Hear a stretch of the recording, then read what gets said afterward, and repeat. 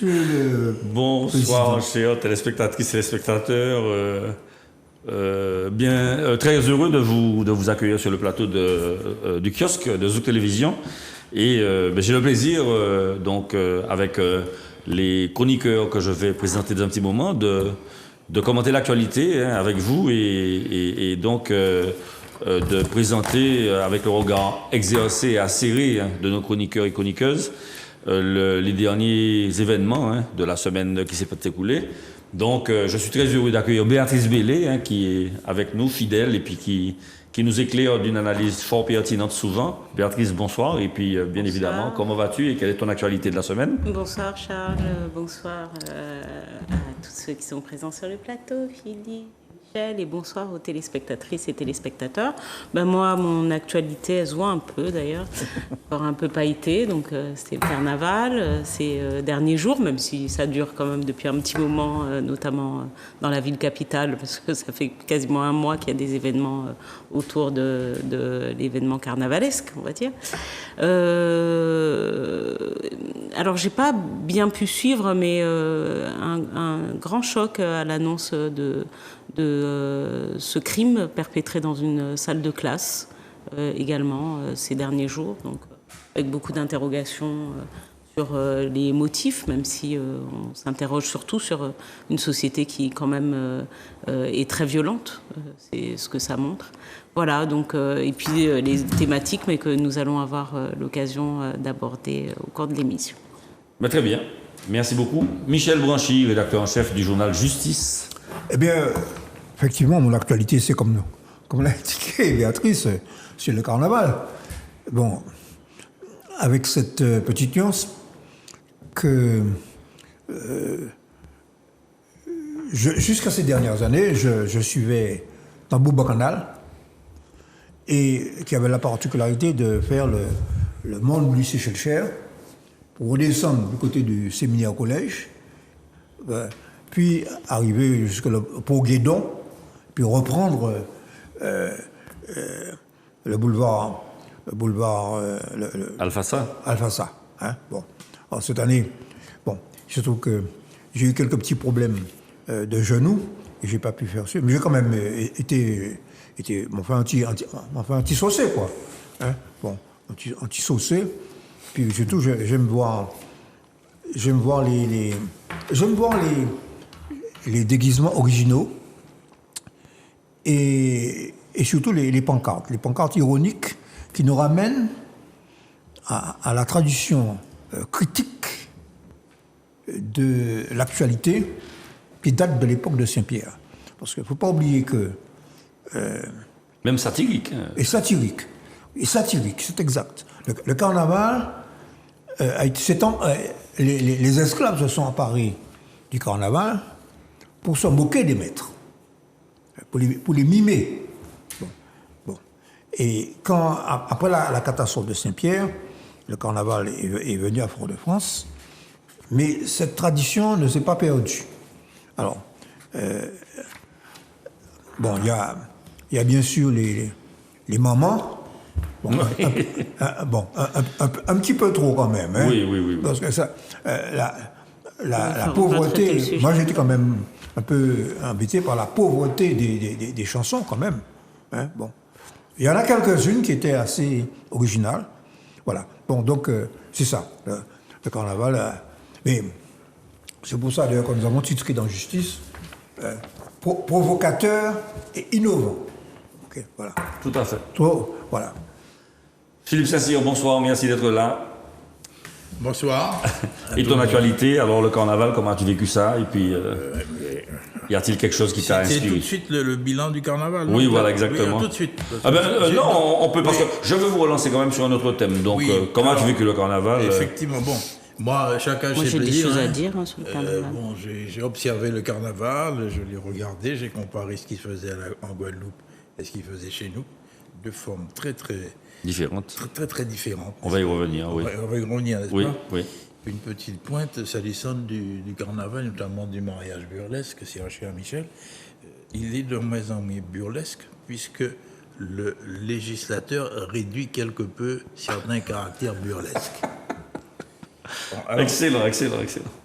Tu vas caractériser tout à l'heure, tu vas développer parce que c'est très vous important. pensez ce que vous voulez. Très important, tout à fait. Michel doit penser certaines Non, mais choses. tout à fait, très bien. Je pense tout simplement que nous n'avons pas à nous aligner sur les coutumes françaises. Bon. Voilà. Je tourne. Bon. Bon, alors, Mais alors, attends. j'ai pas fini. Oui. Bon, cela dit. Oui, effectivement, Béatrice l'a rappelé, ce drame qui s'est produit dans un lycée, c'est quelque chose d'invraisemblable, inqualifiable. Et ce sont des événements imprévisibles, surtout dans le contexte actuel. Par contre, comme je suis environné de gens très savants en chiffres, n'est-ce pas, je manie un peu les chiffres, j'essaie de me former. Et j'ai un ami qui m'a transmis un document, connaissant mon problème, c'est mon ami Stanley Saint-Fort, sur les dangers que présente pour nous notre cerveau. Et parfois, le cerveau, à partir de certaines informations, met en place certains systèmes heuristiques, dit-on. Et je prends un exemple. Alors, heuristique, c'est la démarche de la découverte. Hein. C'est le terme Heuristique, général. voilà, tout à fait. Absolument. Pour les téléspectateurs. Et alors, je vais essayer de faire un petit exercice mathématique qui m'a turlupiné pendant de nombreux jours, puisque je suis nul en la matière, c'est à peine si je sais faire une addition et une soustraction. Mais enfin, bon, je gère quand même les services, les entreprises. N'en tirez pas des conséquences particulières. Oui, alors voilà le problème qui est posé par cet universitaire, c'est Grégoire Borst, qui démontre la chose suivante. Vous imaginez un carnet, un stylo et un carnet. Okay, le stylo plus le carnet, ça fait 32 €. Bien. Le carnet coûte 30 € de plus que le stylo. Combien coûte le stylo? Alors moi, comme n'importe qui, je prends 32 moins 30, je trouve 2 €. Et je me suis dit, c'est le prix du stylo. Mais c'est pas vrai, puisque 32 plus 2 égale 34. Il faut qu'on arrive à 32. Donc, le prix, c'est 1. Non, mais il démontre, n'est-ce pas, comment le cerveau peut être attiré par des systèmes heuristiques qui marchent dans certains domaines, mais qui ne marchent pas dans d'autres. Et on aborde le problème de la post-vérité, du métage subliminaux. Et c'est extrêmement intéressant à savoir, et il fait une démonstration. Et donc, il faut qu'on soit vigilant par rapport à notre cerveau, ok ? Et que l'on regarde bien ce qu'il nous propose. Alors, très sincèrement, moi, je n'ai pas compris la Monsieur nuance. Bruno Le Maire, hein ? Je n'ai pas compris la nuance. Ouais, vas-y, Oui, le carnet et le stylo coûtent 32 €. 32 €.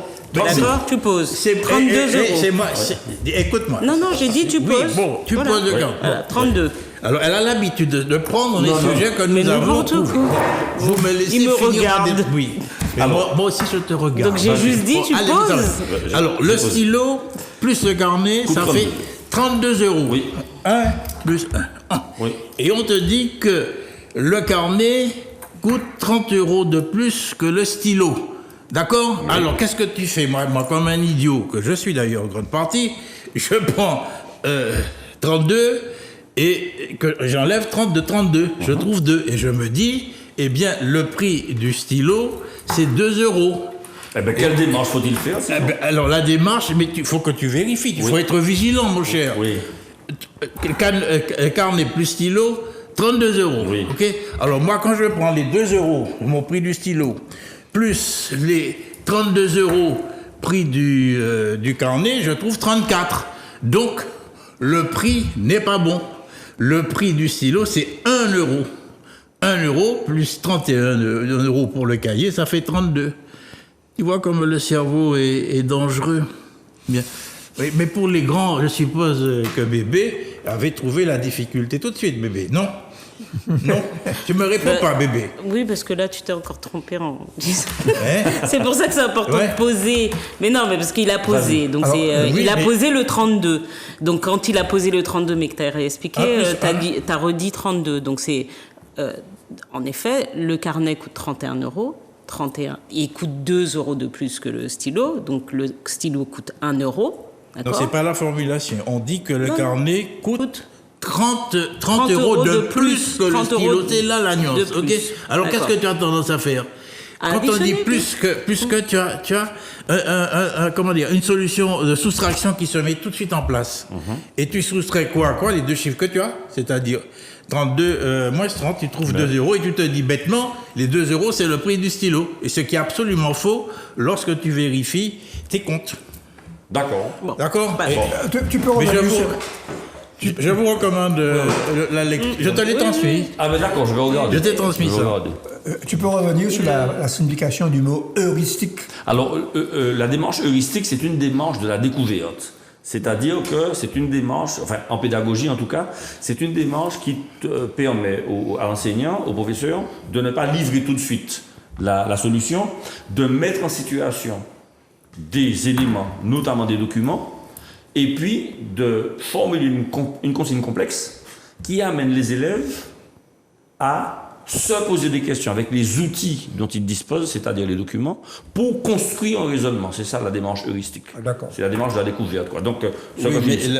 mais dans le cerveau, si tu veux, il y a déjà des raccourcis qui sont déjà faits. Oui, tout à Des fait. systèmes heuristiques qui sont déjà en place. Tout à Alors, fait. ça marche pour certains problèmes, Tout à fait. mais pour d'autres problèmes, ça ne marche pas. Alors voilà à quoi j'ai passé mon temps. Ah, ben c'est bien. Et il y a un thème que l'on va aborder tout à l'heure, et je trouve que les autorités gouvernementales emploient ce type de message de façon fantastique. D'accord. Alors, je voulais quand même vous faire réagir. Avez-vous entendu parler d'une manifestation de soutien à Pierre Palmade à Paris? Est-ce que ça... Non? Non. Non plus. Bon, ben, je suis le seul à J'ai avoir eu entendu l'information.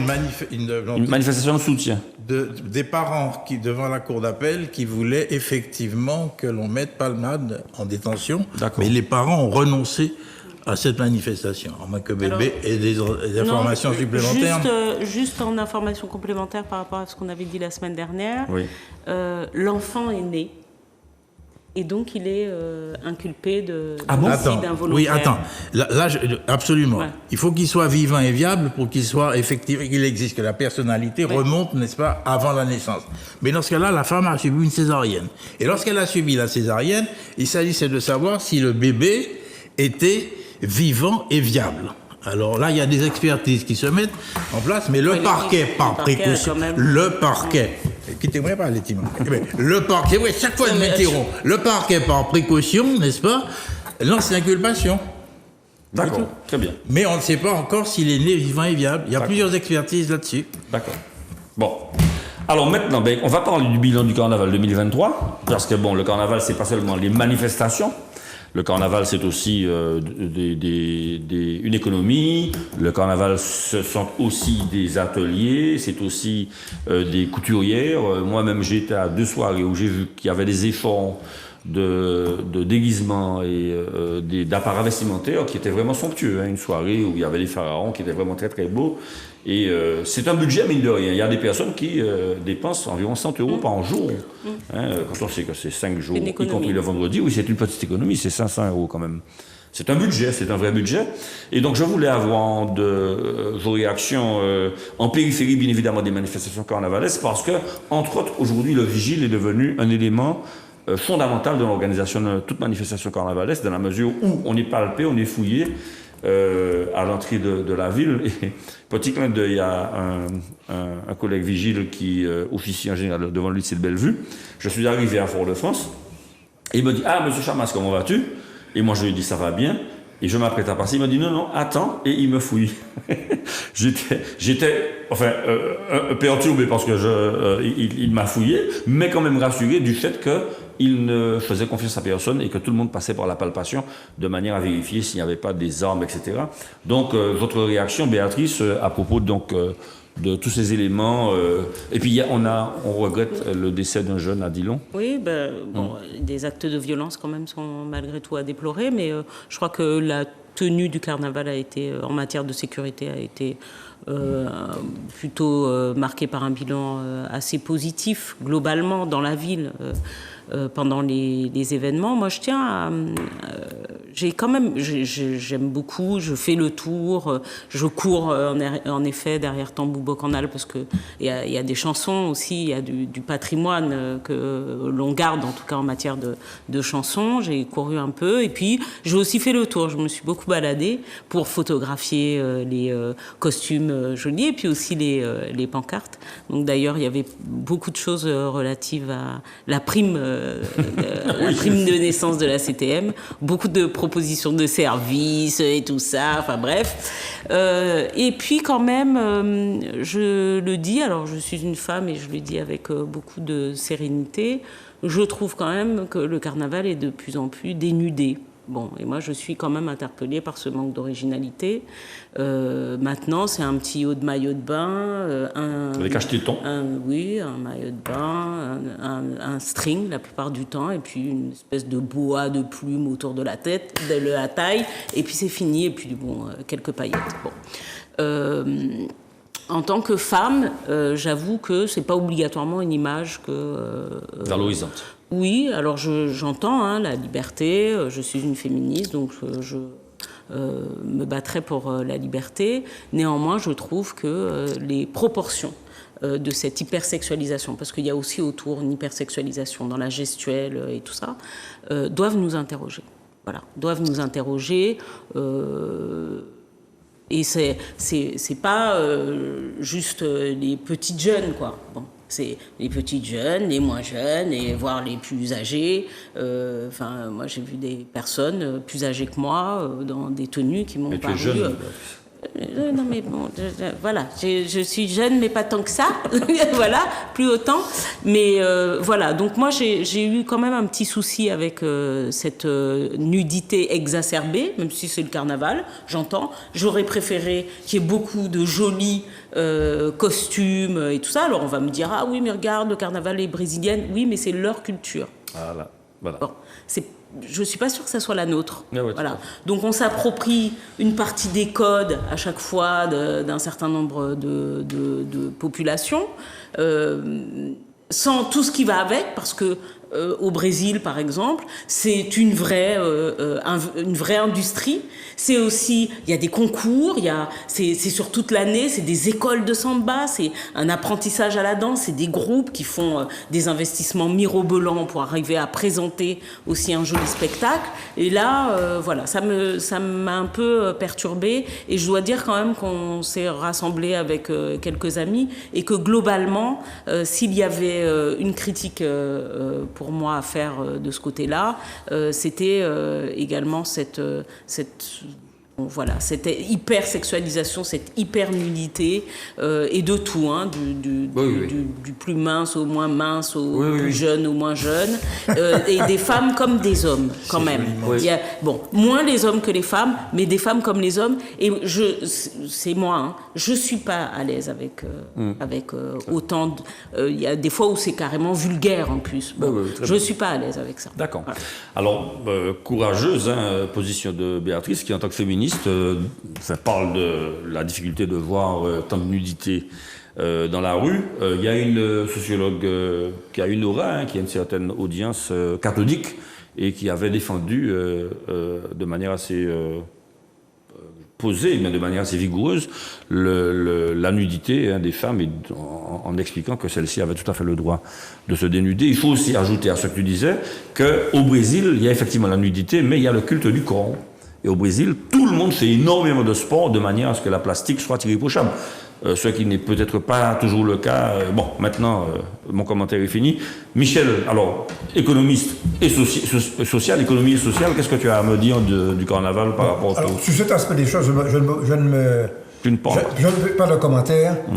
Je ne fais pas de commentaire parce que dans ce domaine, il y a des clichés qui ressortent. Et par conséquent, je ne fais pas de commentaire. Bon. C'est dommage, les clichés, ça m'intéresse. Non, le fait est, c'est que... par contre, ce que j'ai noté, c'est qu'on a retransmis sur Télé-Martinique le carnaval en Haïti. Sous le thème de la réconciliation, et ça m'a fait plaisir. Alors, je ne sais pas ce que ça va donner par la suite, mais on a vu des images... alors, les rites sont un peu différents de chez nous. Hein. Oui. Bon. Mais on a vu j'ai vu des images de chars. Ils ont des chars énormes. Beaucoup plus que... Bon, il y avait 2-3 chars ici. Hein, bon. Le retour des chars, d'ailleurs. Bon. Mais ce que j'ai noté, c'est que on a essayé en Haïti d'utiliser le carnaval pour faire passer un message politique. Pour dire que le pays ne faut arrêter le fait que le pays va à l'abîme. Ça, j'ai noté ça. Bon. Maintenant, sur l'aspect économique, c'est vrai. Bon, il y a tout ce petit commerce qui a repris naissance, hein, bon, qui est une particularité de la Martinique. Toutes ces marchands, tous ces qui vendent des produits et des boissons, etc. Bon, tu as parlé des couturières. Bon, effectivement, bon, c'est une économie importante, hein, et surtout le fait que il me semble, je ne sais pas si on a un instrument de mesure fiable, il me semble que le nombre de participants du carnaval a été nettement supérieur à ce qu'on a vu toutes les dernières années, aussi bien le Mardi Gras que le mercredi décembre. Tu vois? Et ça, c'est une donnée importante. Alors, j'étais avec une camarade qui est membre d'un parti politique que je ne nommerai pas et qui m'a dit qu'elle aurait préféré qu'il y ait le même nombre de personnes dans les manifestations concernant la question des retraites. Bon, et notamment le nombre de jeunes. Ouais.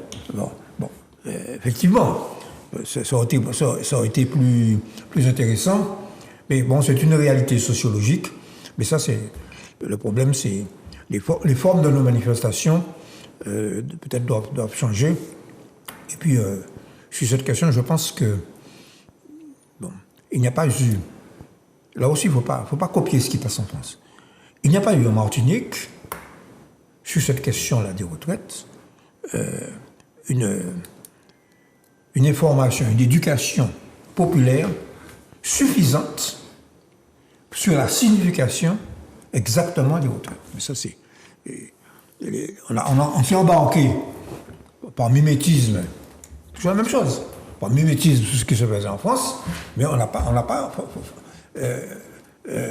suffisamment expliqué les conséquences. Donc, pour revenir au carnaval, il y a une grosse participation de la jeunesse, et c'est quand même un fait culturel, national, martiniquais. Absolument. C'est ça le message. C'est que, malgré tous les efforts pour nous assimiler, pour nous identifier, nous n'y a un carnaval. C'est pas carnaval Trinidad, c'est pas carnaval Barbade, c'est pas carnaval Rio de Janeiro, c'est carnaval Martinique. C'est ça. Et la singularité du carnaval de la Martinique, d'ailleurs, c'est qu'il n'y a pas de parade. Hein. C'est un déboulé. Voilà. On s'habille comme on veut et puis on vit au carnaval. Exactement. Voilà. J'ai entendu un touriste dire mais c'est formidable, on peut rentrer dans n'importe quel déboulé. Bon, toi m'as dit, alors que... Bon, en Guadeloupe, c'est beaucoup plus réglementé. Bien sûr. Okay. C'est des groupes. C'est des groupes, voilà, exactement. Ouais. Voilà, merci. Philippe, alors, la dimension politique, parce que le Vaval, le Bois-Bois, le Vaval, c'était le Campus Caribéen des Arts, un petit coucou à Nadia Akchaden, qui est présidente du Campus Caribéen des Arts. C'était une œuvre donc, des étudiants du Campus Caribéen des Arts, et c'était un personnage avec comme tête un revolver pour dénoncer la violence et pour dénoncer la société qui est en train de dériver vers trop d'agressions, trop d'armes à feu, etc. Qu'en as-tu pensé? Oui. Je souscris à tout ce qu'a dit Bébé, de façon d'ailleurs très élégante. Je ne l'ai pas interrompu, j'écoutais religieusement ce qu'elle m'a dit, mais c'est vrai, Bébé a mis l'accent sur un certain nombre de choses qui sont évidentes. Effectivement, les images de nu que l'on a pu avoir sont des images interprétatives. Je vous signale, on n'en parle pas beaucoup, mais il y a eu beaucoup de violence à l'extérieur, ok? Vous avez eu 2 viols Ah, ça, Ah oui, ça- oui, il y a j'avais deux viols. pas- Ah oui, oui, ça, ça. j'ai pas- Il y a eu 2 viols. Oui, oui, je Ok. il y a eu 2 viols, plus d'autres agressions. Donc on ne dit pas tout. Alors ce que je veux dire d'abord, c'est que dans la ville de Fort-de-France, le carnaval s'est très bien déroulé. Les mesures de sécurité ont été respectées. C'était bon enfant. Et effectivement, il y avait une foule. Moi, je n'ai plus l'âge de me déplacer, n'est-ce pas? Je regarde de loin à partir de ma télé. Et il y avait un monde fou, effectivement. Alors, plusieurs remarques. Une première remarque, c'est que il me semble que le carnaval traditionnel perd un peu de ses traditions. Je veux dire par là, le mercredi des Cendres à mon époque, c'était vraiment le noir et blanc avec les diablesses. À l'heure actuelle, il y a une évolution qui se fait, c'est beaucoup plus ouvert. Tu trouves beaucoup de costumes colorés. C'est pas une critique négative que je fais. C'est un constat de l'évolution. On a vu effectivement quelques diablesses dans leurs costumes traditionnels. Et je regardais ce qui se passait en Guadeloupe et ce qui se passait en Martinique. Effectivement, nous sommes dans la tradition de la spontanéité, une ambiance très forte, très folle. Et tandis que je regardais la Guadeloupe, effectivement, c'est beaucoup plus policé, bien qu'il y ait eu de la violence auparavant, mais ce sont des chars, ce sont des groupes, et tu ne peux pas t'intégrer dans les groupes comme tu veux. Et je pense que ce carnaval est à mon avis, réussi. Les gens sont très satisfaits. Et il y a eu, je vous garantis, beaucoup de monde. Je voyais les images sur le drone, il y avait des milliers de personnes. C'est réconfortant. C'est effectivement, Michel, notre tradition. Hein, c'est la spontanéité. On vient comme on est et puis on participe à la manifestation. Beau carnaval. Bon, eh ben, très bien. Voilà pour le petit bilan du carnaval 2023. Autre thème qui nous est soumis par Manuela. Donc Macron insiste sur les retraites. Il faudra travailler un peu plus, dit-il.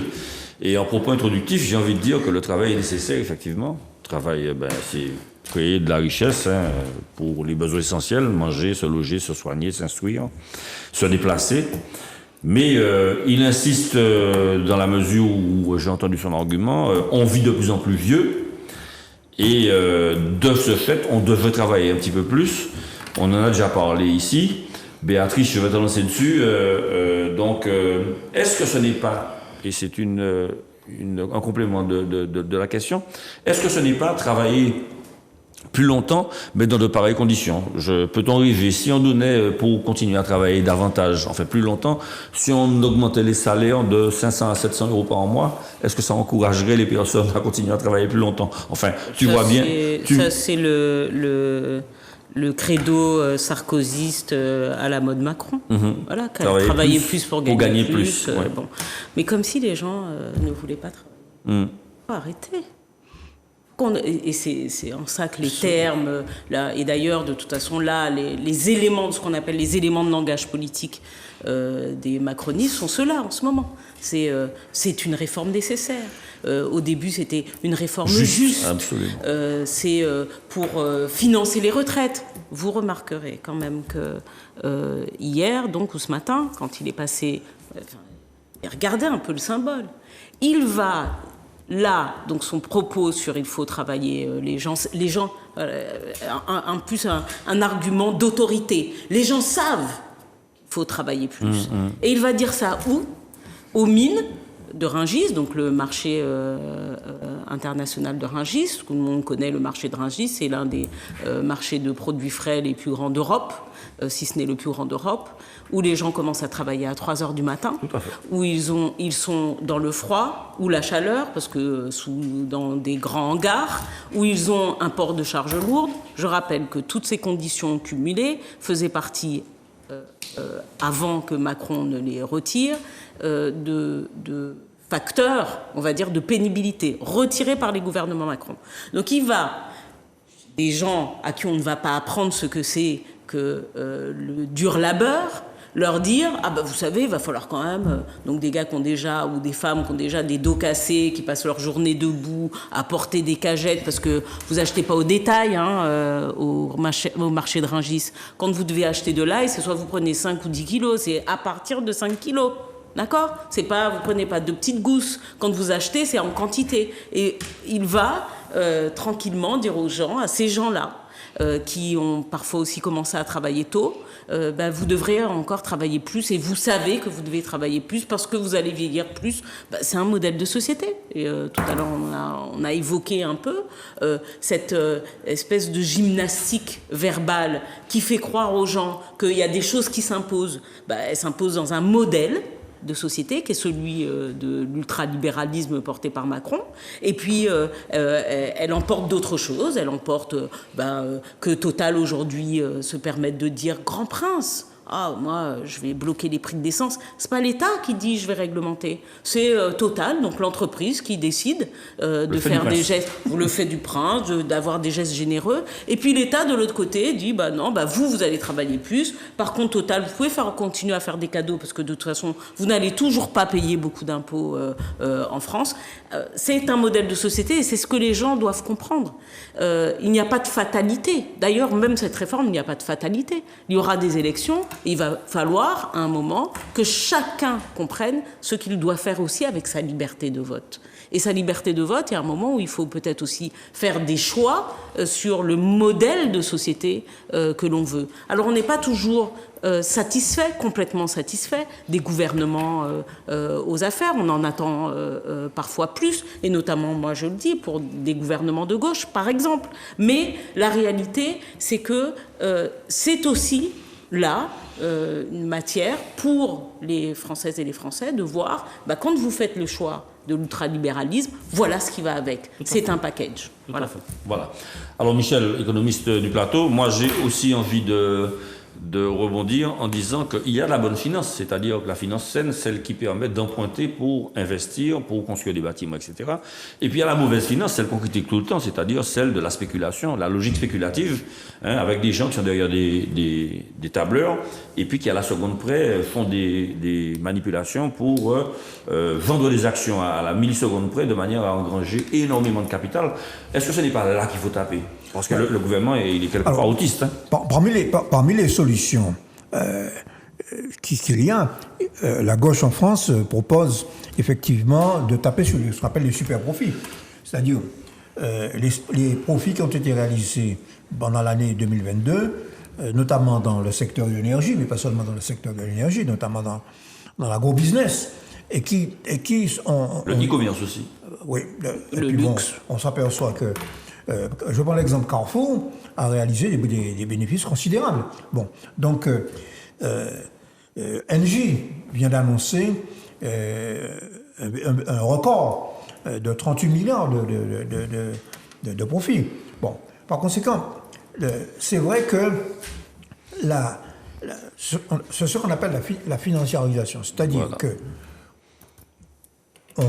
on fait des profits non pas pour investir, mais pour gaver les actionnaires, pour servir des dividendes. Autrement dit, la part des profits qui va à l'investissement, parce que en régime capitaliste normal, on nous enseigne, le régime libéral, qu'il faut des profits pour investir et pour amortir le capital et pour créer de la richesse et surtout créer de l'innovation technologique. Et que s'il n'y a pas de profit, on ne peut pas faire de progrès. Et de progrès dans la productivité. Mais en réalité, on s'aperçoit que les profits vont beaucoup plus vers les dividendes que les actionnaires. Ça, c'est rien. Mais la fameuse destruction créatrice, tu parles du progrès. Voilà. Ouais. Donc, c'est ce qui explique d'ailleurs pourquoi on a depuis quelques années, on observe que dans tous les pays occidentaux, c'est pas moi qui le dis, c'est le FMI. Bon, c'est que la productivité est en berne et que, par conséquent, les croissances sont très faibles. J'ai rappelé quand même une chose, c'est qu'on avait une croissance pour 2003 de 0,1% aux États-Unis. 2003 2023. Excusez-moi. Bon, excusez-moi, de 2023. Alors que la Russie qui devait s'effondrer aura une croissance de 0,3. Et qu'en 2024, la Russie aura une croissance de 2,6, alors que la zone euro aura une croissance de 1,3%. Bon, malgré les sanctions. Bon, je ferme la parenthèse. On en revient tout à l'heure. Bon, je ferme la parenthèse. Bon, donc, si vous, pour répondre à la question elle-même, mais la réponse, c'est qu'effectivement, c'est vrai qu'on vit plus vieux, mais c'est vrai que la productivité, grâce au travail de la classe ouvrière depuis 20 ans, 30 ans, 40 ans, a considérablement augmenté. Donc, la quantité de richesse produite par un travailleur a été multipliée par 20 ou 30. Bon, deuxièmement, et puis s'il s'agit de travailler plus, il faut travailler plus. Je prends l'exemple de la Martinique. Il faut mettre plus de gens au travail. Et non pas. Donc, nous avons une population au travail, public-privé, en gros de 120 000 personnes en Martinique. OK? Bon. Le secteur privé, c'est environ 78 000 personnes. Bon. Avec des PME. Nous avons un secteur privé qui est étriqué. Bon, par conséquent, si on veut développer la richesse en Martinique, il faut mettre beaucoup plus de gens au travail, notamment des jeunes. Or, en faisant travailler les seniors, on empêche des jeunes d'arriver sur ce qu'on appelle le marché du travail. Tout à fait. Bon, voici une réponse. Et puis, la dernière chose, on pourra développer beaucoup de choses. Mais bon, le président du comité d'orientation des retraites dit qu'il n'y a pas de déséquilibre majeur d'ici 2030 et qu'à partir de 2030, au contraire, on va retrouver un équilibre beaucoup plus grand des caisses de retraite. Par conséquent, donc voilà quelques éléments. Et donc les solutions, c'est mettre plus de gens au travail, réaliser plus de prélèvements sur les super-profits, et pourquoi pas, mais ça c'est une question de choix de société. Bon, on est à peu près, pour les retraites, à 13-14% du PIB en France. OK? C'est-à-dire que, ben, pourquoi pas augmenter de 0,8 avec 0,8% d'augmentation du coût, du poids des ressources de retraite dans le PIB, il n'y a aucun problème. Donc, et ça, c'est un choix de société. Tout à fait. Tu as raison de le dire, c'est une manière, une conception de la vie. Il s'agit de savoir si on veut vivre après la retraite quelques bonnes années en bonne santé. Parce que s'il s'agit d'arriver cassé, brisé à la retraite et de passer de la retraite au cercueil, ça ne vaut pas le coup. Très bien. Philippe, ton petit commentaire, et je souhaitais aussi dire que la solidarité intergénérationnelle, c'est presque un droit aujourd'hui. Oui, alors deux petites remarques, puisque tout a été dit. Augmenter l'âge de la retraite, ça me fait penser, je te le disais, à la formule de Bismarck. À la fin du 19e siècle, où il y avait un mouvement d'ouvriers, je l'ai rappelé ici, et il revendiquait la retraite. Alors il demanda à son capé, à quel âge on peut leur donner la retraite, là, pour que les choses ne se passent pas de cette façon-là. Et on avançait l'âge de 64 ou 65 ans. C'est pour l'histoire, hein. Oui, le chancelier Bismarck. Oui, je dis cela. Enfin, c'est une remarque qui est encore moderne, comme ça. L'autre chose que je voudrais dire, c'est que je me pose la question de savoir pourquoi M. Macron est allé là à Rungis pour dire cela. Parce que moi, ça me semble de la provocation. C'est de la provocation, cela. À moins que ça soit, il s'adresse à notre cerveau ou à leur cerveau de façon, n'est-ce pas, heuristique, sur une forme bien simple. Si vous vivez plus longtemps, il faut travailler plus longtemps. Alors je me demande s'il n'y a pas derrière ça un système de volonté de manipulation globale. Et plus je regarde les déclarations, maintenant à partir de l'éclairage que j'ai pu avoir récemment, plus je trouve ce type de formule qui, c'est vraiment, c'est la formule, comment on appelle ça, là, pas mémorial, C'est-à-dire que c'est une formule qui fait penser à autre chose, et pensant à autre chose, on arrive à la conclusion. Rappelez-moi le nom, là, bébé, là, je te demande ton aide, et tu ne me le donnes pas, ton aide. Je vois pas ce que tu veux dire, mais juste d'ailleurs pour dire que tu as raison sur le penser à autre chose, parce que il a également introduit l'idée dans son propos à Rungis qu'il fallait travailler plus, non pas pour avoir la retraite, on ne parle plus de déséquilibre. Parce que, alors, sur ça, même si dans les questions, on va le poser. Oui. On est censé avoir 2 petites questions, mais on peut les rassembler sur la question de la réforme, de toute façon, et de l'évolution dans le cadre de la navette parlementaire. Ils ne vont plus parler du financement, quasiment plus parler du financement. Et donc là, maintenant, est introduit le fait qu'il va falloir travailler plus, produire plus, vendre plus, pour financer quoi? Le service public. Et donc, il a parlé de l'hôpital, de l'éducation, il a parlé de tout ça. Fini le gros trou des retraites qui ne pourrait pas être bouché si les gens ne travaillaient pas plus longtemps.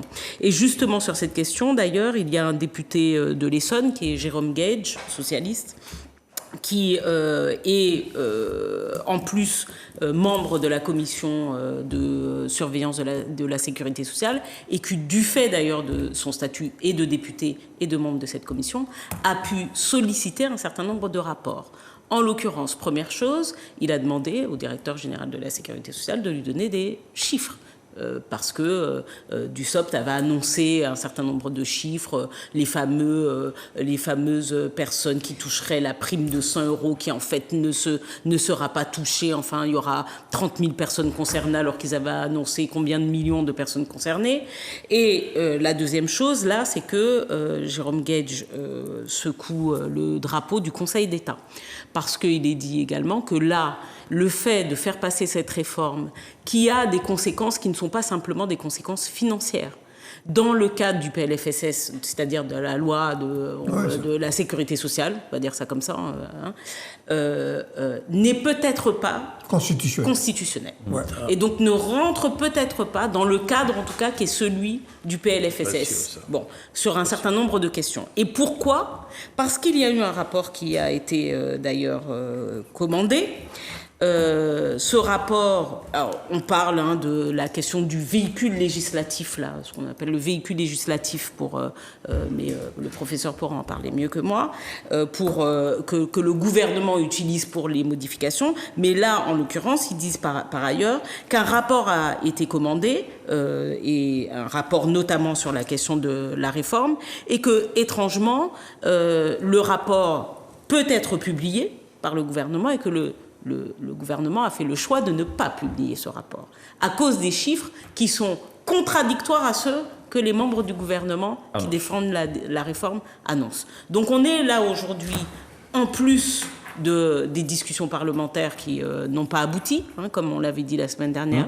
On se doutait que l'Assemblée nationale n'allait pas arriver à voter ce texte. Le texte va donc partir là tel qu'il est au Sénat, il va être étudié. Mais entre-temps, rien n'exclut qu'un certain nombre de démarches soient faites, et singulièrement celle qui est agitée maintenant, c'est le fait de solliciter le Conseil d'État, et aussi cet avis du Conseil d'État, parce que l'avis du Conseil d'État a été donné, et là, silence radio, question gouvernement.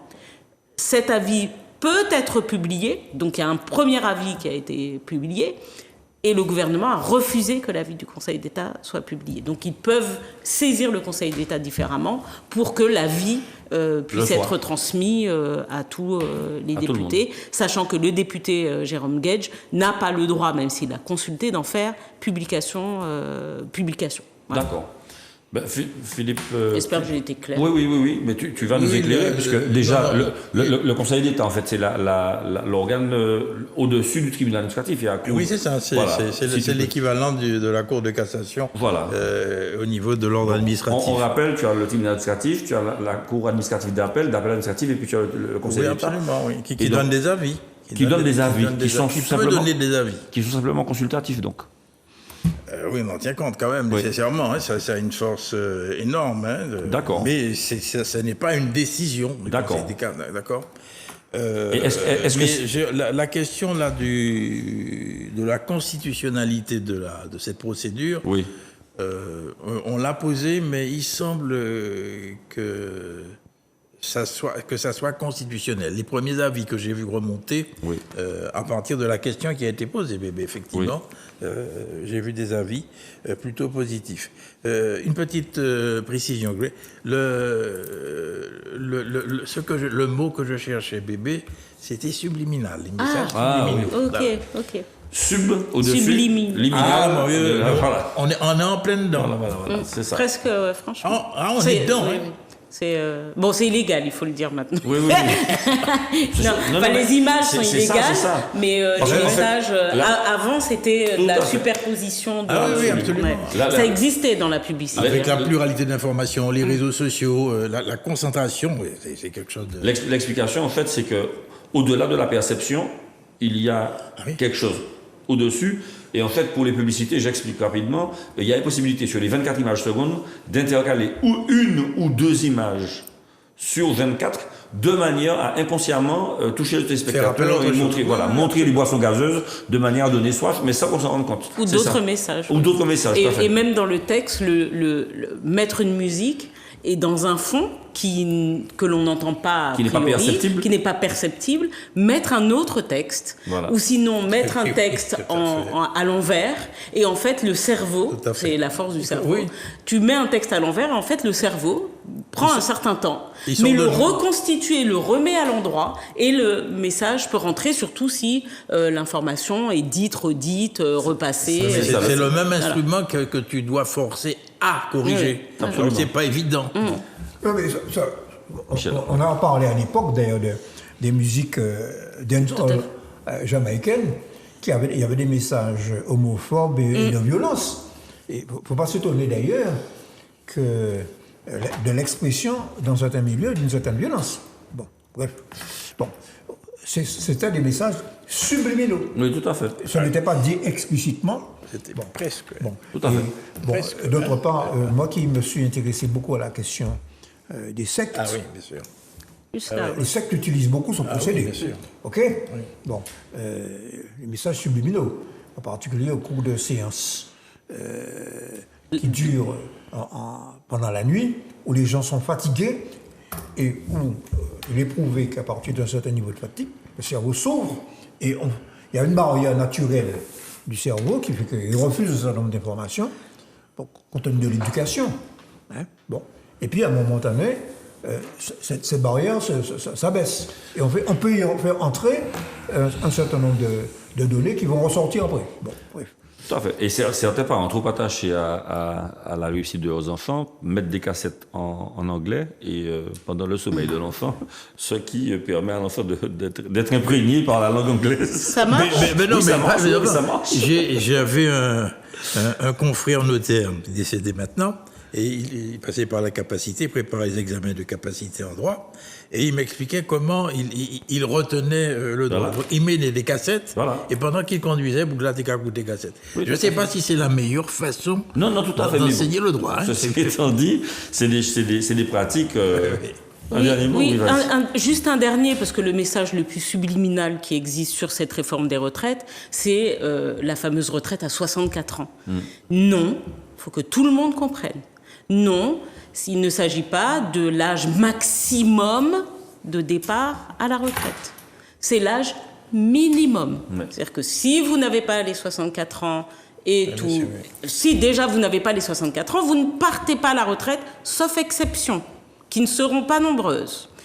Par ailleurs, si vous ne partez pas à 64 ans et que vous n'avez pas tous vos trimestres, d'accord, vous devrez travailler plus longtemps.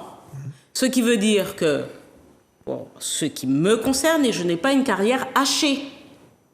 Aujourd'hui, en calculant, je suis déjà, en ayant commencé à travailler à 24 ans, j'ai pas regardé avec mes jobs de surveillante au collège et tout ça, et puis les jobs que j'ai pu faire si j'arrive à recoller tout ça. Mais là, en regardant mon activité, par exemple, dans la fonction publique, de mes 25 ans à aujourd'hui, je partirais, si je veux une retraite à taux plein, donc avoir mes 40 et quelques annuités, à plus de 67 ans. D'accord ? Pour avoir tous mes trimestres. Si je pars à 64 ans, j'ai une retraite qui va être rabotée, donc ce qu'on appelle une décote. Absolument. Donc il faut que les gens comprennent ça. On ne se bat pas en disant « Ah oui, mais à 64 ans, on est en forme, on peut encore... » Non, non, non, non, non. 64 ans, c'est le minimum. Si à 64 ans, j'ai tous mes trimestres, je peux partir et j'aurai ma retraite à taux plein. Si je ne les ai pas, donc ça veut dire en plus que si j'ai eu une carrière hachée et que j'ai 67 ans, il est fort aussi possible que les gens à 67 ans, parce qu'il y a ça aussi, ce qui est en train d'être dit, sans être dit, on fait croire aux gens que 67 ans, c'est un âge pivot et que donc à 67 ans, les gens automatiquement vont avoir une retraite à temps plein. Faux. Tu as commencé à travailler à 30 ans et tu n'as pas tes 43 trimestres, eh ben, à 43 annuités, pardon, eh ben, à 67 ans, tu vas devoir partir, mais tu n'auras pas de retraite à taux plein. Mais tu vas devoir partir. C'est l'âge maximum d'activité. Mais tu vas devoir partir, mais tu n'auras pas de retraite à taux plein. Donc on a beaucoup de jeunes, moi j'ai discuté avec beaucoup de jeunes qui m'ont dit oui, mais bon, c'est pas grave, vu que j'ai commencé à travailler tard, vu que l'âge maximum c'est 67 ans, on a entendu, donc à 67 ans j'aurai un taux plein. Je dis mais non les gars, non, vous n'aurez pas de taux plein parce que vous n'aurez pas toutes vos annuités et vous n'aurez pas tous vos trimestres. Donc il faut redire, comme le disait Michel, il y a probablement un manque de pédagogie et d'éducation populaire. Alors quand on dit éducation populaire, c'est pas éduquer le peuple, hein, c'est se mettre ensemble pour comprendre des phénomènes et parfois pour lutter contre ces phénomènes. Donc il y a probablement là de la pédagogie qu'il faut répéter, il faut faire la même chose que le gouvernement. On espère d'ailleurs que nos élus et parlementaires en parleront davantage. Je pense qu'il faut qu'ils se saisissent du sujet encore davantage pour expliquer à quel point cette réforme en Martinique, en Noupagadé, ça n'a passé en France, parce que situation de nous bien pire, quand on sait le chômage qu'il y a, la précarité qu'il y a, eh ben, il faut se dire qu'avec 25% de chômage, eh ben, il y a de fortes chances qu'on ait plus de 50% de pauvres retraités dans une vingtaine ou une trentaine d'années. Je suis exactement comme toi, mais moi, ce sera 68 ans. Voilà. Donc, ok. C'est réglé concernant enfin, en tout cas, la possibilité d'avoir une retraite, une retraite maximale. Mais tu pourras même pas. Voilà, et je ne pourrai pas. En fait, tu n'auras pas de retraite maximale. Non, je n'aurai pas de retraite maximale. Alors, autre thème, l'Assemblée nationale qui va devenir... Que va devenir le texte, pardon. Que va devenir le texte de la réforme des retraites? Les députés n'ont pas réussi à voter le texte avant vendredi soir et il va maintenant partir au Sénat. Donc je me retourne vers toi, Philippe. Donc c'est le début de la navette parlementaire. Il faut que le Sénat se prononce dans les 15 jours. Alors là aussi, il y a un moment... Qui se prononce pas. Oui. Mais à partir de là, il va y avoir l'application de l'article 45, c'est-à-dire la fameuse... Commission mixte. La commission mixte, où elle avait tout dépend des conditions, n'est-ce pas? Et il y a un délai qui doit être respecté. Il est de 50 jours, c'est ça? Vous pouvez me rappeler? Il me semble que... 50 jours, oui. Et si le Parlement ne s'est pas mis d'accord dans ce délai-là, alors le législateur, le gouvernement peut légiférer par ordonnance. 49.3. Et l'ordonnance est à valeur de loi. Ah oui, monsieur. Voilà. 49.3. Voilà. Oui, absolument. D'accord. Alors... Mais c'est pour ça qu'ils essayent d'attaquer sur le fait de passer par le PLFSS, puisque c'est les lois relatives à la question financière, et notamment de financement de la sécurité sociale, peuvent être légiférées par le biais du 49.3. Voilà, exactement. Ce qui n'est pas obligatoirement le cas pour d'autres mesures. Tout à fait, Michel. Le texte qui a été... en gros, le texte qui est transmis par le gouvernement au Sénat ne comporte pas... On a rétabli l'article 2 d'abord, qui avait été l'article 2 sur les... l'article 2 sur... attendez... sur les comptes spéciaux. D'accord. N'est-ce pas? Les régimes. Les régimes spéciaux, oui. Bon.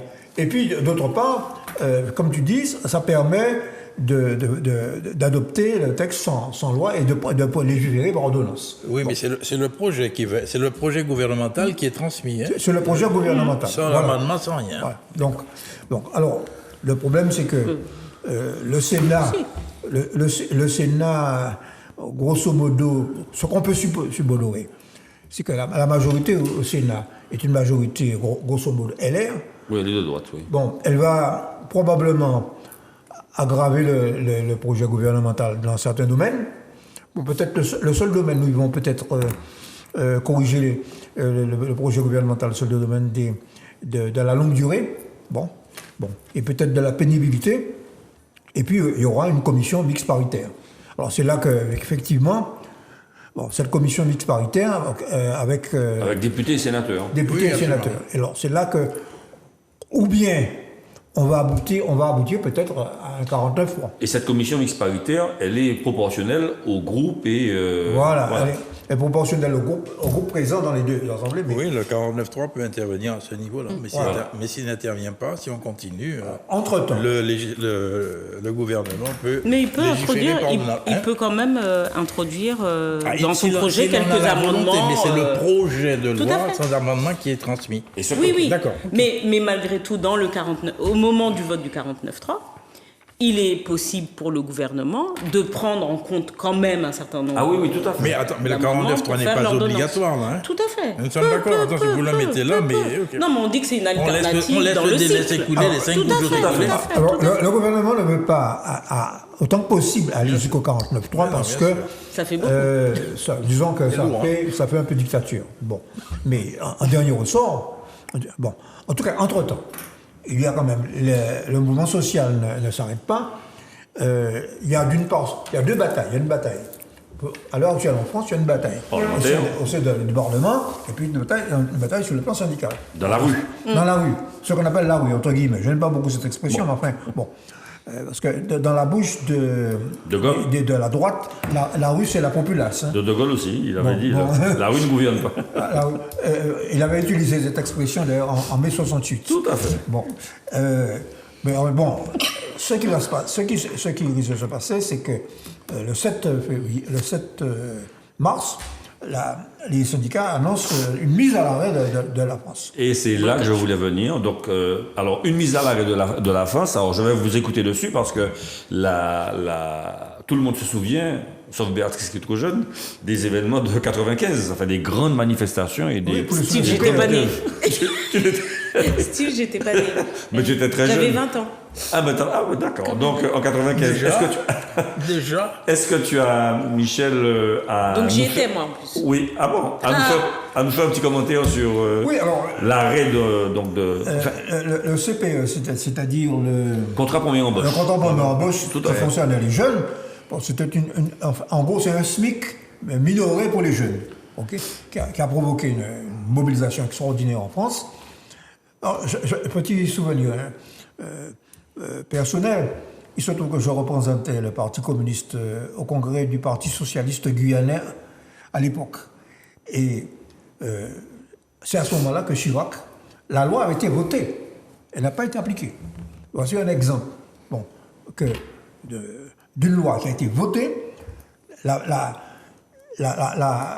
mobilisation était tellement extraordinaire que Chirac a été obligé d'annoncer qu'il ne l'appliquerait pas.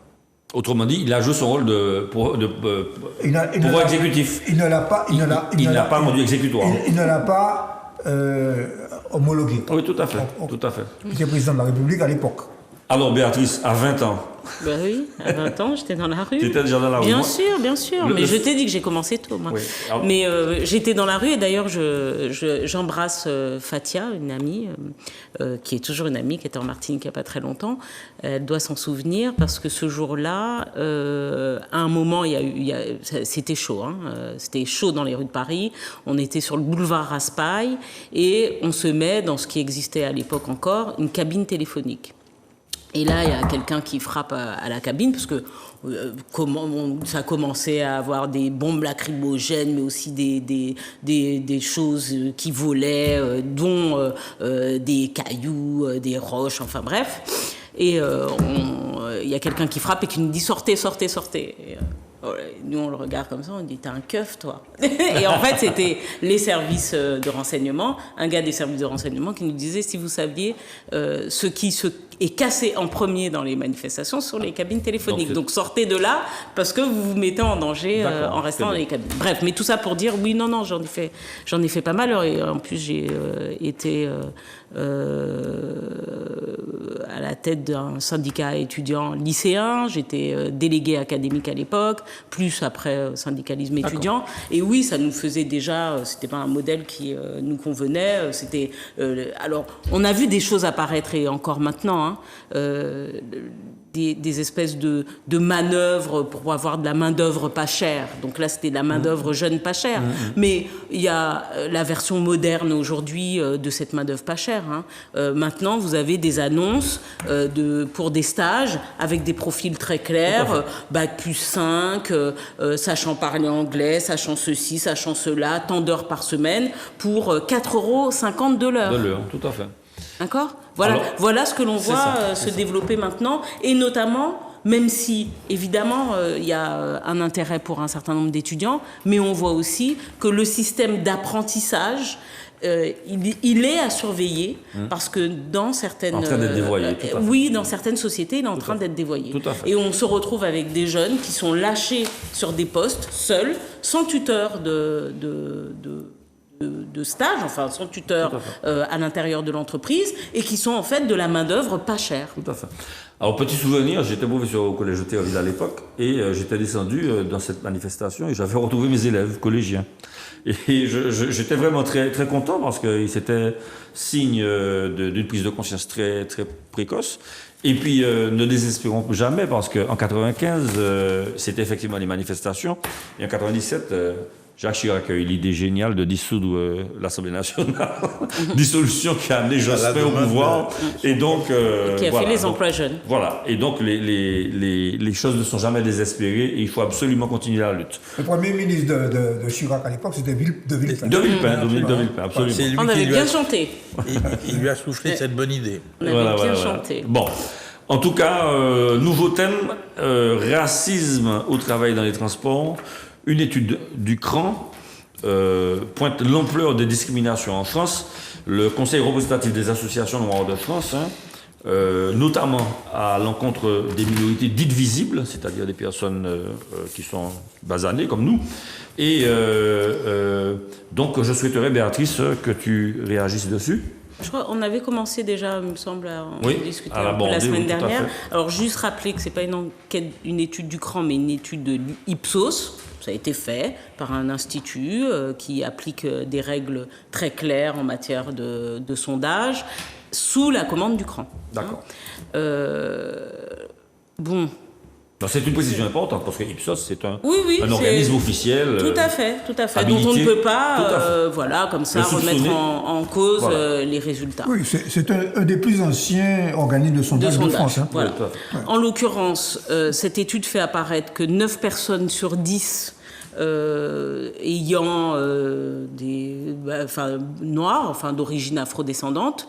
Je vous avais dit d'ailleurs que finalement, il y a peut-être aussi un verbal qui est aussi subliminal, qu'il va falloir peut-être faire évoluer, plutôt caractériser les gens par leur origine ethnique que par des couleurs qui n'existent pas, parce qu'il n'y a pas ni blanc, pas ni rose, pas ni noir, enfin bon, bref. Donc 9 personnes sur 10 d'origine afrodescendante s'est sentie à un moment discriminée, que ce soit dans le travail, dans les transports, en gros dans la vie de tous les jours et dans l'espace public. Bon, moi ça ne m'étonne pas, je pense que ça ne doit pas étonner les téléspectateurs qui suivent un peu l'actualité, qui zappent un peu sur toutes les chaînes.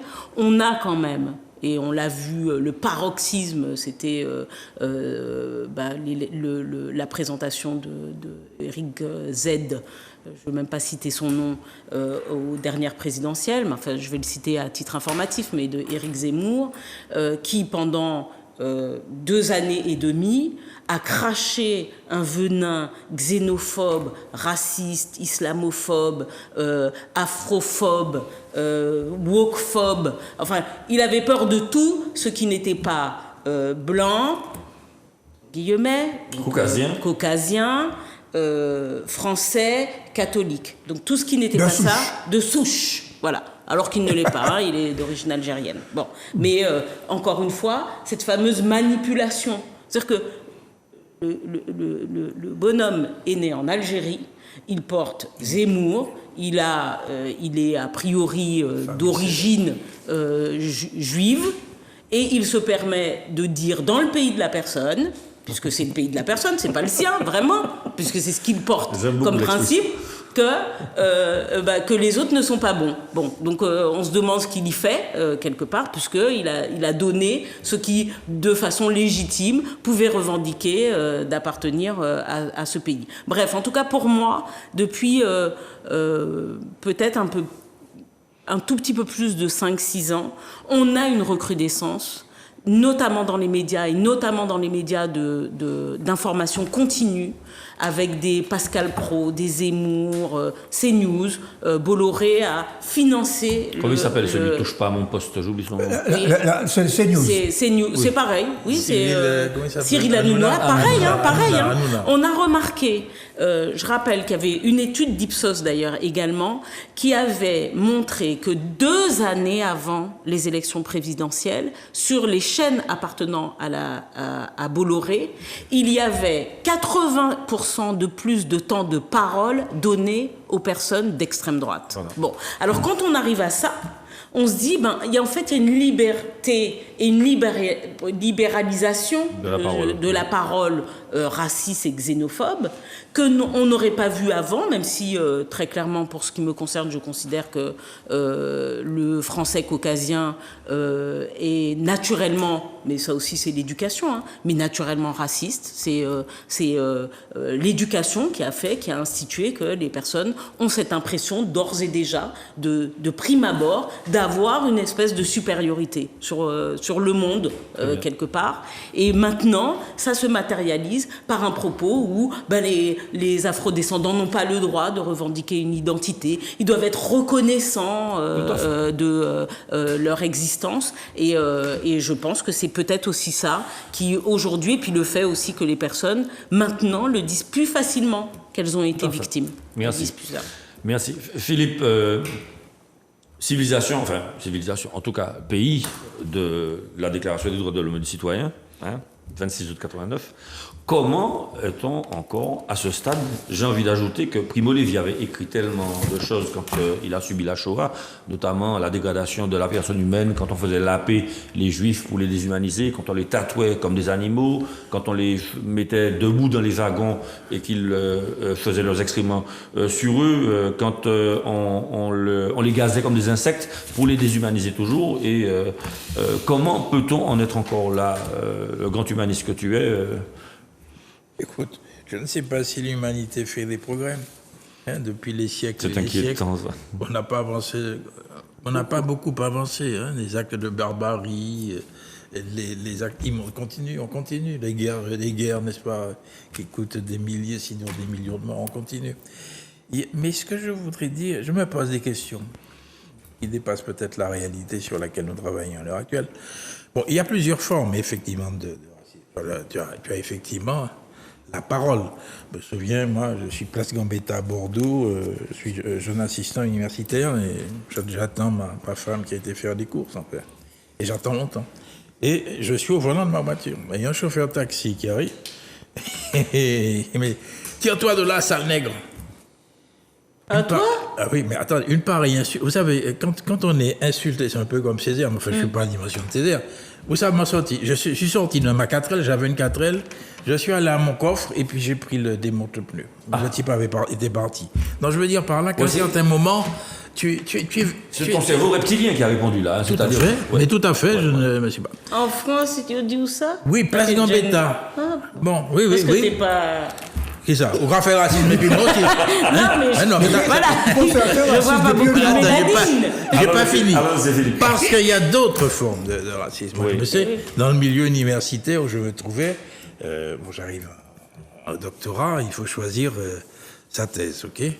Alors il y a des voies. On te dit, si vous voulez poursuivre une carrière professorale, il faut que vous choisissiez des sujets de grande dimension. Sinon, Nous avons des sujets qu'on vous donnera pour traiter Pour faire passer vos votre thèse, territoires. quoi. Ah oui, c'est des sujets considérés comme mineurs. Eh ben, j'ai sauté le pas, j'ai pris un sujet, le régime juridique du commerce maritime aux Antilles, et j'ai traité ces questions. Et ce qui m'a permis, par d'autres voies, d'être professeur des universités. Mais je vous dis qu'il y a aussi cette forme de mépris vis-à-vis des gens qui ne sont pas du terroir. Et là, ça pose question. Et c'est très, très, très subtil. Est-ce la couleur de peau, l'origine? Enfin, bon. Et puis, je me pose une question, alors, c'est pas une question purement intellectuelle. Hein. Véritablement, est-ce qu'il existe un racisme anti-blanc? Attends, je pose le débat. Je me pose la question. Vas-y. Alors, je me pose la question, Ouais, effectivement. Et tu sais, on en avait un peu moins discuté. Tout à fait. Le racisme, c'est la différence des races et une différence hiérarchisée. OK? D'accord. Tout à fait. Donc, il y a les races supérieures et les races inférieures. Et la première définition du racisme, c'est effectivement cette différence inégalitaire. Bien. Et je me pose la question, mais je m'imagine, par exemple, une boîte de nuit où on met interdiction aux Caucasiens, aux Blancs. Est-ce que c'est un acte raciste ou pas? Je me pose intellectuellement la question. Il y a une discrimination. Il y a une discrimination qui est fondée sur des caractères... Phénotypique, oui. Voilà, disons ça comme ça. Oui. Donc je me pose la question. De même, je me pose une autre question. S'agissant, c'est le problème de l'égalité, de la non-discrimination, où il y a des clubs uniquement féminins et qui s'inscrivent comme cela. Je pose la question. Et, en franc-maçonnerie, c'est le cas, mais je pose, c'est la discrimination. Je me pose des questions philosophiquement de façon. Regardez-moi gros yeux. Oui, là, je te regarde. Attends, Béatrice, je vais te donner la parole. Vas-y. Je me dis, mais c'est inégalitaire. Pourquoi il y a ces clubs réservés uniquement à un genre? Oui, Est-ce qui veut dire que l'autre genre n'est pas admis? Ok. Ce qui était vrai dans certains clubs type Rotary que je connais bien, ou maçonnique, bien sûr. Oui. Bon, voilà la question que je me pose. Bon, première question, effectivement, est-ce que le racisme anti-blanc existe? Voilà. On va essayer. Je pose la question. On va essayer de répondre.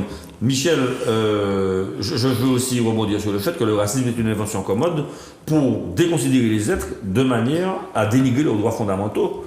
Donc, à partir de là, les Français ne sont pas anti-colonisés. Et cette colonisation-là a forcément un retour de bâton. C'est-à-dire que quand vous êtes allé chez les personnes, eh bien, les personnes reviennent chez vous. Et l'éducation populaire dont parlait Béatrice, c'est fondamental. Hein. Oui. L'éducation populaire devrait normalement permettre aux Français caucasiens de souche d'accéder à cette compréhension du mécanisme de la colonisation et puis bien sûr de la fréquentation des autres ethnies venues chez vous parce que vous étiez chez eux. Non, mais il est évident que nous sommes en train de vivre en France, aussi bien pour les Noirs que pour les Maghrébins, un phénomène de retour de la colonisation. Bon. Mais je dois quand même d'abord dire que c'est quand même une bonne chose que jusqu'ici on avait des enquêtes plus ou moins faites par des associations engagées, SOS Racisme, etc. Là, on a quand même une enquête réalisée avec des critères sérieux. Et scientifiques. Et scientifiques. Oui. Avec des panels représentatifs. Et je pense qu'à partir de là, on pourra la faire de manière périodique pour mesurer l'évolution dans le temps. OK? Ça, c'est la première observation. Alors, moi, je vois par exemple que la question était la suivante.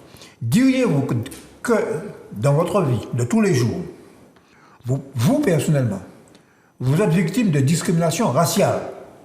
Seulement 9% des personnes noires ou métisses d'ascendance noire répondent jamais.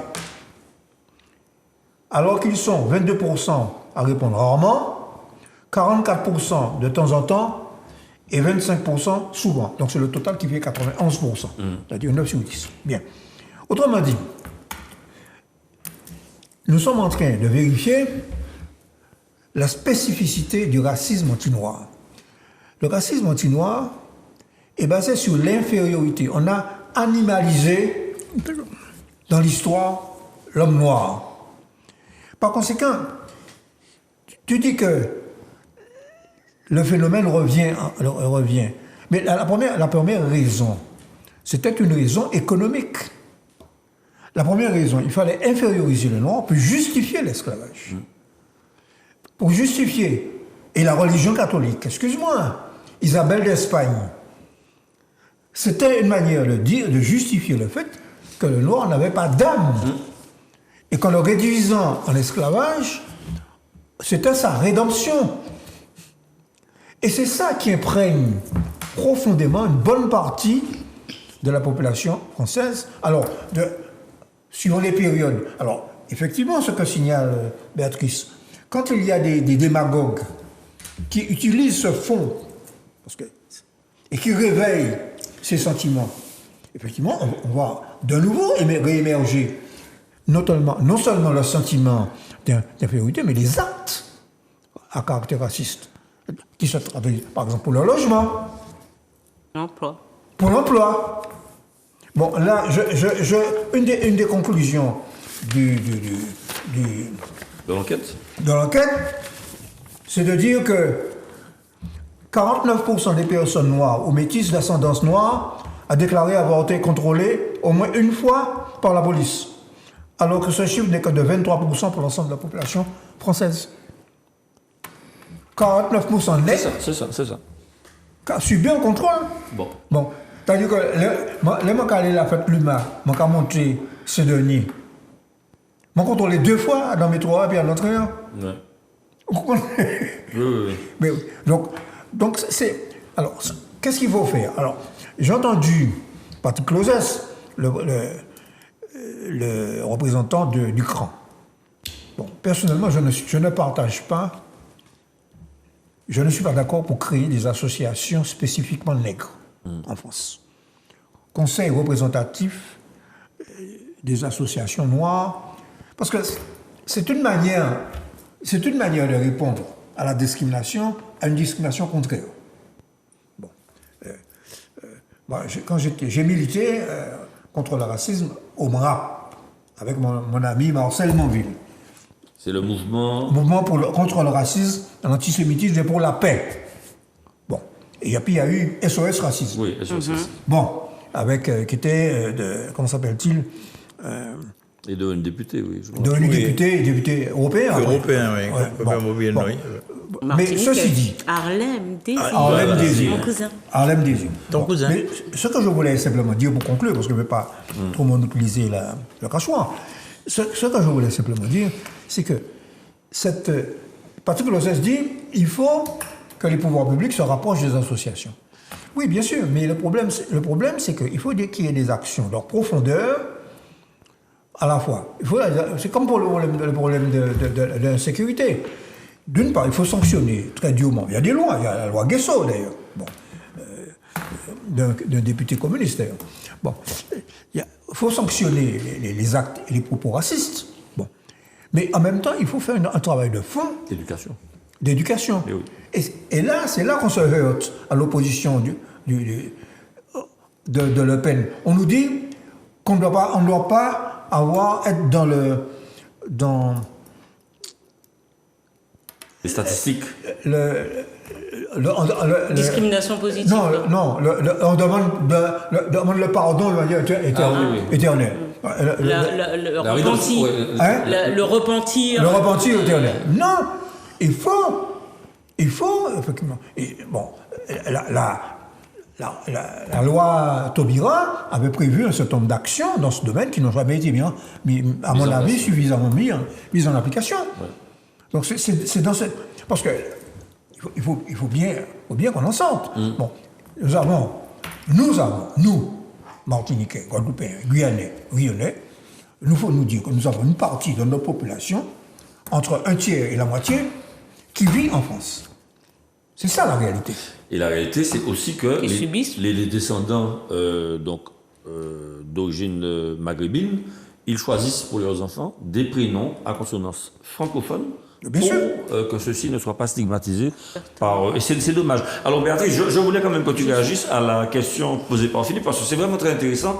Le racisme anti-blanc, Existe-t-il et tu me dis que non. Non, ça n'existe pas, parce que le racisme tel qu'il faut l'appréhender, c'est non seulement une discrimination, mais une discrimination quelque part institutionnalisée, sociologiquement organisée. Pourquoi je dis que la plupart des Caucasiens français sont racistes, mais parfois même pas de leur fait.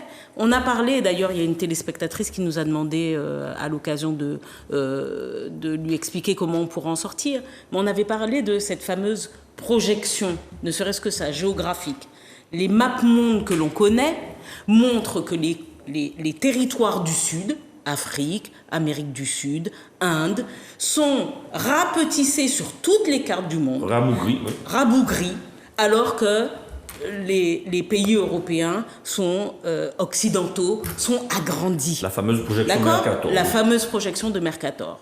Et on dit, et j'invite ceux qui ont Internet à aller regarder, projection de Mercator contre projection polaire. De Peters, par exemple, ou la projection polaire. Et on voit d'ores et déjà, par exemple, qu'on met donc dans la tête des Occidentaux que leurs pays sont de taille supérieure. Et au centre du monde. Au centre du monde et sont de taille supérieure à celle, notamment, des afrodescendants. Donc c'est une façon, quand tu montres, alors que l'Algérie, juste, à chaque fois je prends parce que quand j'en ai pris conscience, j'en ai été choquée. L'Algérie, en termes de taille, c'est 5 fois la France.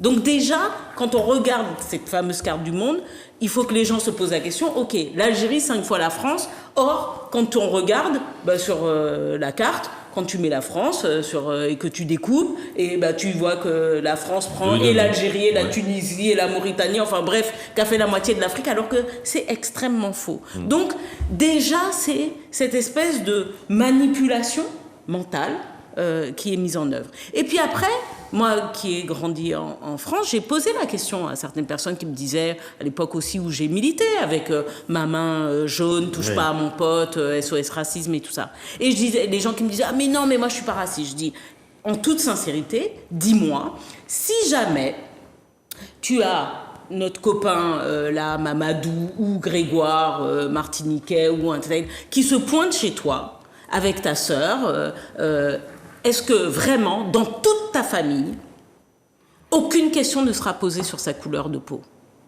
D'accord?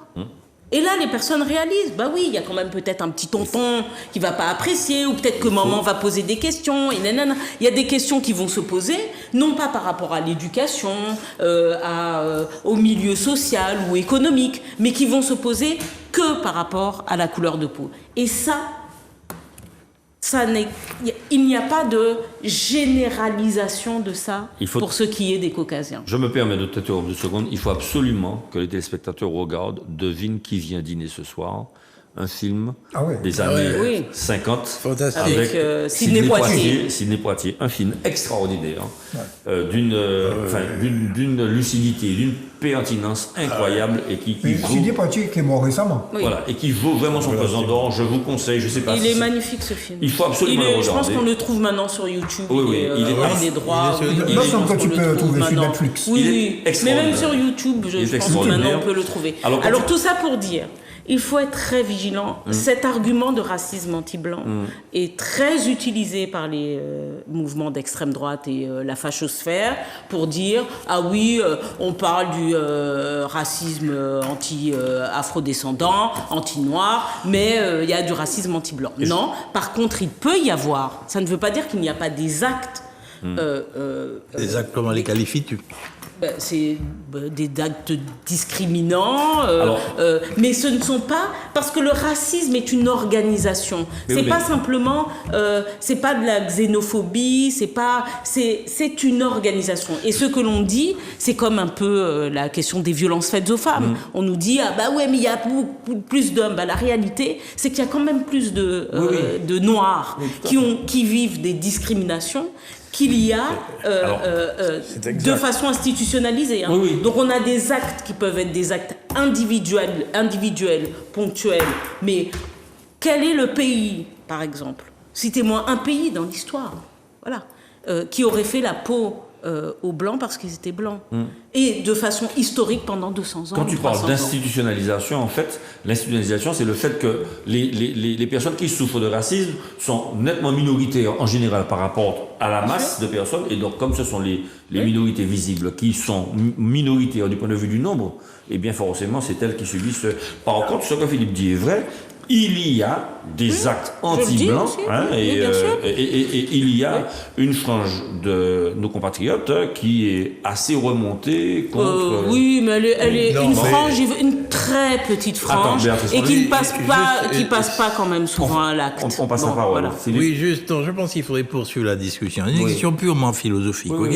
Je veux savoir sur quoi c'est fondé. Le fait, n'est-ce pas, de ce racisme qui serait anti-blanc, ok. Il y a des actes, incontestablement. Et je me demande si derrière ça, il n'y a pas une évolution qui est en train de se faire. L'évolution de concept de racisme. Bien sûr, tu me dis que c'est le racisme anti-noir qui est le plus organisé, c'est évident, ok. Mais je me pose la question de savoir si là, il n'y a pas une évolution du concept, c'est tout. Parce que tu sais, le procès que l'on avait fait à notre compatriote, là, comment il s'appelle Dieudonné. Non, pas Dieudonné. L'autre, la journaliste qui était avec Valérie Pécresse, qui s'était présentée, elle avait organisé une réunion avec des étudiants. Ah oui. Et elle avait dit... Audrey Pulvar. Et qu'elle ne recevait... Elle n'était pas avec Valérie Pécresse. Contre Valérie Pécresse, oui. Elle avait organisé une réunion avec, je crois, les étudiants et ses étudiants. Oui. Tu te souviens? Non, et là, on l'a accusé. Non, c'est pas ce qui s'est passé. Elle n'a pas organisé une réunion. Il y a eu une réunion organisée par un syndicat étudiant qui était une réunion non mixte. Elle a été interrogée dessus. Une réunion non mixte, c'est-à-dire Une réunion non mixte. Oui, c'était soit que des femmes ou que des noirs. Mais pourquoi? Et là, encore une fois, voilà, il faut faire attention aux arguments utilisés.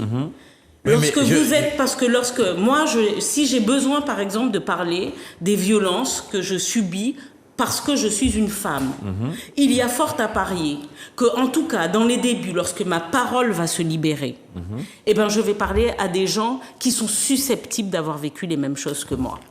D'accord ? Donc, la libéralisation de la parole est souvent arrivée, et ça, c'est pas moi qui l'ai inventé, c'est des psychiatres, d'accord ? Pourquoi vous avez tous déjà entendu réunion des alcooliques anonymes, les mecs qui se réunissent pas avec des non-alcooliques. Voilà. Parce que c'est des réunions non mixtes, les réunions d'alcooliques, c'est des réunions entre alcooliques, parce qu'il y a des choses dont on va parler, des actions que l'on va mener, des choses que l'on va dire, dont on pense qu'il sera plus facile pour quelqu'un qui vit la même chose de pouvoir les vivre, donc de pouvoir les comprendre. Donc c'est ça Oui, mais je n'ai pas dit le contraire. Mais je dis donc c'est pour ça. Et elle avait expliqué. Mais je ne l'ai pas accusé. Je ne l'ai pas accusé. C'est une question que vous C'est une question.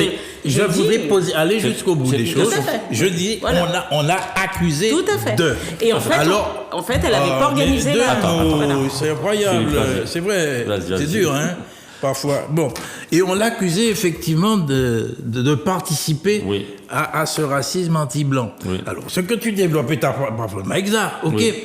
Mais le fait de pouvoir le dire, est-ce que l'acte lui-même ne pouvait pas être en quelque part interprété rapidement de cette façon-là. Mais le fondement de qu'on se retrouve entre femmes pour dire les problèmes, entre Antillais, pour absolument d'accord, c'est pas nécessairement raciste. Non, tout à fait. Bon, j'en ai terminé. Tu voulais réagir dessus? Non, mais donc il est un fait. Il est un fait quand même que il y a des mouvements. Il y a des mouvements qui, sous prétexte de lutter contre le racisme, développent. Je pense à Kémy Séba, par exemple. Oui, d'accord. Ah, ben oui. Et oui. Il ne faut pas cacher ça. Bon, il y a des mouvements qui essaient de développer un contre-racisme blanc, anti-blanc. Bon. Et qui construisent, d'ailleurs, une idéologie qui se servent de manière abusive des écrits de Cheikh Anta Diop. Qu'on appelle du noirisme. Bon, ah ben voilà. Voilà, le noirisme. Bon. Et puis nous avons à côté de nous quelqu'un qui a fait ça, en Haïti. Puis Papa Doc. Bien sûr. Ah bon. Ah oui, tout à fait. Et ça a mené Haïti là où il est. Ok. Bon. Donc faut pas nier cet aspect des choses. Ok. Bon. Alors, C'est pourquoi nous révolutionnaires, moi je me bats contre le capitalisme et pour la libération des peuples, et non pas contre les races. Il faut bien être clair dans notre combat. Notre lutte, c'est la lutte des classes et la lutte de libération nationale. C'est ça notre combat. Voilà. Bon, très bien. En tout cas, c'était passionnant. On a pu éclairer les téléspectateurs de quelques éléments de réflexion. Quelques pistes de réflexion. Voilà, ce sont des éléments de réflexion. Parce qu'il ne faut pas... Tout à fait. Non, ce sont des éléments de réflexion qui sont appréciables. Alors, comme on nous fait signe que le temps imparti est quasiment terminé, qu'il resterait 7 minutes, le prix, il faut absolument qu'on parle du prix. Les prévisions sur le prix de l'alimentaire étaient alarmistes pour le mois de mars. Le ministre de l'économie s'est voulu rassurant. Mais je veux quand même ajouter à la sagacité des téléspectateurs que l'inflation dont on parle, l'inflation, il faut qu'on sache que le Venezuela, en 2020, c'était 2300% l'inflation. Que l'Iran, c'était 36%, le Liban, 84%.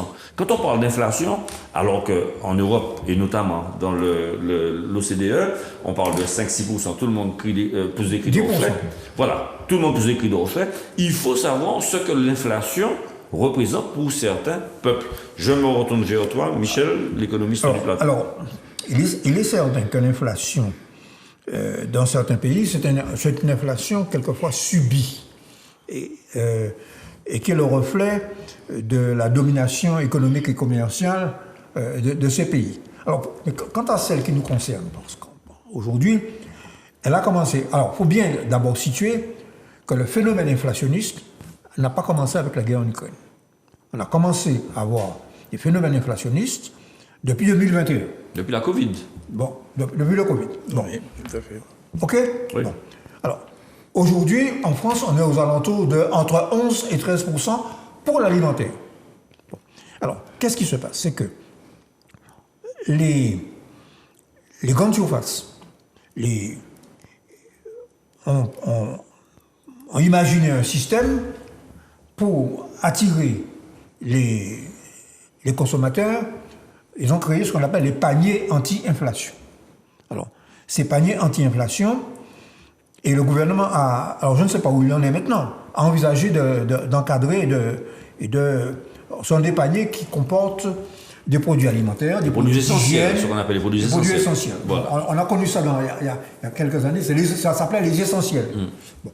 Et en gros, 50 produits. Alors, la réalité, c'est que, d'abord, il y a une loi qui s'appelle la loi Egalim. Alors, je demande aux téléspectateurs de taper ça sur Google, loi Egalim. Pour protéger, soi-disant, 2017, les agriculteurs contre les prétentions exorbitantes des grandes surfaces. Qui rognaient leur marge. Qui fallait les obliger à baisser leur prix. On a instauré une loi qui oblige, sur les produits alimentaires, les produits de l'agriculture, de réaliser une marge minimum de 10%. Cette loi n'a pas été appliquée, maintenant elle est appliquée. Donc c'est un des éléments qui explique la hausse de certains produits alimentaires. Très bien. Bien, premièrement. Alors, deuxièmement, 50 produits, c'est insuffisant. Bon, je signale quand même que grâce à nos luttes, nos combats, nous avons arraché ce qu'on appelle le BQP+, bouclier qualité-prix, plus, qui fait 134 produits. Ça commence à être confort. Ça dit presque 3 fois plus. Oui. Bon. Et puis alors, évidemment, monsieur le maire, Bruno Le Maire, c'est la méthode Coué. Hein. Il dit, voilà, au mois de mars, il n'y aura pas d'inflation, de pic, parce que tous les économistes annonçaient un pic d'inflation au mois de mars. Alors c'est vrai qu'il y a eu une baisse, une relative baisse des produits pétroliers, ça c'est vrai. Bon. Encore que les dernières sanctions, l'embargo sur le pétrole, notamment en Russie, contre la Russie, comme la Russie est un gros producteur de gazole, et que la France, il se trouve que la France, entre autres, dans les pays européens, qui a détruit les camarades de la CGT le disent constamment, qui a détruit son industrie de raffinage, Ben oui, elle est importateur de produits raffinés, de gazole. Donc, on annonce qu'il y aura peut-être une augmentation du gazole. D'accord. Voilà. Donc, Très bien. voilà ce qu'on peut dire là-dessus. Mais la vérité, c'est vrai, ça a été dit. Je crois que c'est Béatrice qui l'a dit. Bon, monsieur le maire demande au grand chouva de bien vouloir faire un geste. Bon, alors que faut prendre un arrêté. Faut dire, voilà. C'est comme en Martinique, c'est le BQP. Jusqu'ici, on ne va pas jusque-là. Parce que le BQP, les prix ne sont pas fixés. C'est le bouclier qui est fixé. C'est l'ensemble. Mais les prix eux-mêmes des produits ne sont pas fixés. D'accord. Donc c'est ça. C'est ça la véritable question, c'est que en période d'inflation, il faut fixer les prix. Fixer les prix.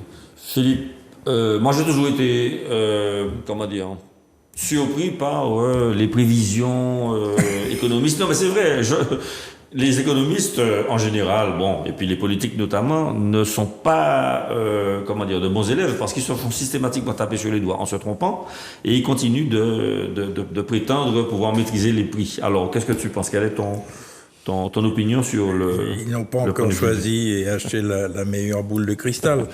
Effectivement, ces choses sont difficilement prévisibles. Mais moi, ce qui m'a attiré, c'est la démonstration de monsieur le maire, qui nous dit que les conséquences économiques seront contenues. Alors, ils se fondent uniquement sur les échanges entre la Russie et la France. Au niveau de l'importation, moins de 1%. Au niveau de l'exportation, moins de 1%.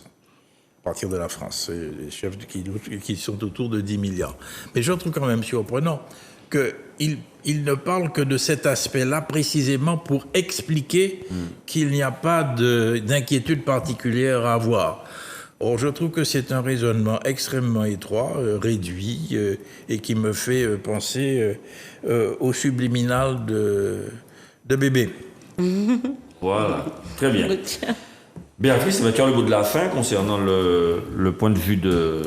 Ça aussi, on en avait parlé la semaine dernière sur les fameux pics. Alors, ce qui est annoncé, c'est qu'à l'aube de la période estivale en France, les prix vont subir une déflation, c'est-à-dire non pas une réelle baisse, mais une baisse de l'augmentation. Bon, la réalité, c'est quoi? C'est que lorsque, dans le commerce, vous avez eu des explosions de prix comme ça, c'est difficile de revenir au stade où vous étiez avant. Bon, parce que les gens se sont habitués à faire un certain nombre de marges sur un certain nombre de produits, et que, par définition, les entreprises n'ont pas vocation à accepter de faire moins de profit d'une année à l'autre.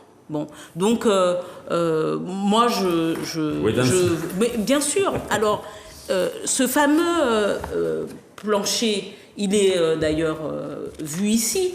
On arrive à un moment où, par contre, on est dans une espèce de saturation. C'est pour ça qu'on dit « Oh oui, l'inflation a été maîtrisée en Outre-mer ». Et comment qu'elle a été maîtrisée? On a déjà plus de 40% de plus de cherté de vie. Absolument. Donc, faire plus, c'était empêcher les gens d'acheter un kilo de pâtes. C'était ça, la réalité. Donc, vu qu'on arrive, et ma sœur qui sort là de Paris m'a dit...